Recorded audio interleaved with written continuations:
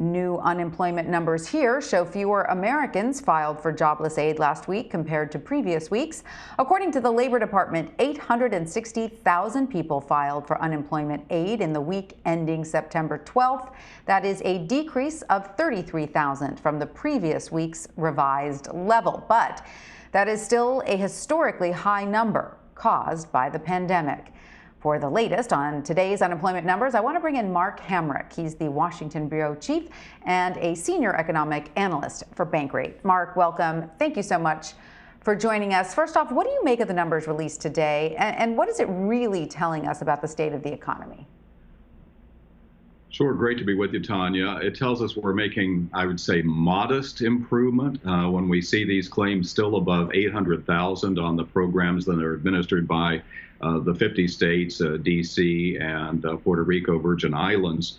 But we did also see the fourth such report that was below 1 million on the seasonally adjusted claims since this began now 6 months ago, 26 weeks. And this was the lowest number of new claims that we've seen over that period. But let's think about the fact that before we came into this 6-month period, we were in the 200,000 range for new claims. Right now, that's how many we're getting in the state of California alone.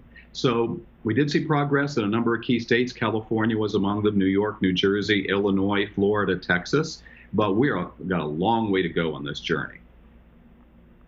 So let's talk about an economic relief package coming out of Congress. There's pretty widespread agreement that one is needed. House Speaker Nancy Pelosi has said she wants the House to stay in session until a COVID relief deal is reached.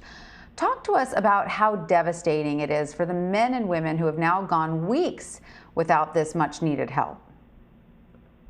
Well, that's right, Tanya. And just to sort of level set on where we are with this, remember, a number of weeks ago, the president signed one of his executive orders, which essentially robbed Peter to pay Paul, taking money out of disaster funding to get this money to people who really do need it. This is the elevated $300 a week in additional funds to supplement what typically is just frankly measly aid that's provided by most of the states. This average check across the country is below $400 a week without the added aid. And so, those extended payments earlier from the CARES Act ended at the end of July. And then the president had that extension. So here we are, roughly 6 weeks away from the election, and we see both sides, somewhat still entrenched. They are talking at each other. They're not talking with each other. Speaker Pelosi today saying she can't see the House going below $2.2 trillion. The president saying he could live with $1.5 trillion. So, hey, at least they're within $1 trillion of one another. We'll see where, if anywhere, this goes in the Senate.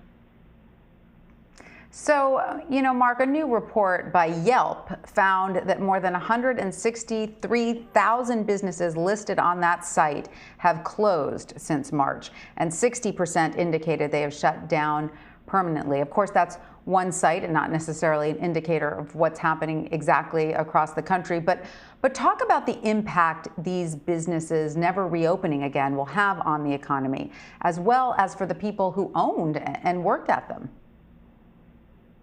All across the country, I think these are the kinds of businesses that really sort of infuse the heart of a community, whether it's a large community like New York or San Francisco, or a smaller one, a small town like the one I grew up in the Midwest. And we know that operating a bar business is a precarious enterprise under the best of circumstances with high failure rates. And now we have this situation where they're limited almost by definition from operating at full capacity, which means that there is still going to be a high rate of failure for these kinds of businesses for the foreseeable future. And that's, a painful thing to say and to recognize. And the same goes for retailing. So I think there will be an opportunity for folks to basically get back into business, operate at fuller capacity once we do get safe and effective vaccines. But we know that's another part of the journey that still has some ways to go. For sure. And Mark, yesterday we learned the Federal Reserve expects to keep interest rates near zero until at least 2023. So tell us a little bit about this decision and who it's directly benefiting, because if you're an American who's not working, you're probably only spending money on the necessities, not looking to buy houses or cars. Well, it's certainly true that the interest rate sensitive part of the economy is doing better than elsewhere. The housing market being part of that, we've seen a flood of mortgage refinancings. Many more Americans could still do that. I dialed in on that virtual meeting, a participant of the Federal Reserve virtual news conference yesterday, and Federal Reserve officials have been, I think, very upfront about what their intention is, and that is they're saying they're willing to allow inflation possibly to run a little bit hot if that's to get the job market closer to back to where we were before. Let's remember earlier in the year, unemployment rate was at a decade's low level of 3.5%. We're not seeing that in any forecast for the next several years, including in what the Fed just released. But the reality is that the foreseeable future is not very foreseeable right now. But we know that we still have a ways to go with the job market as well. Indeed, we do. Well, Mark Hamrick, thank you so much for joining us. Thank you so much.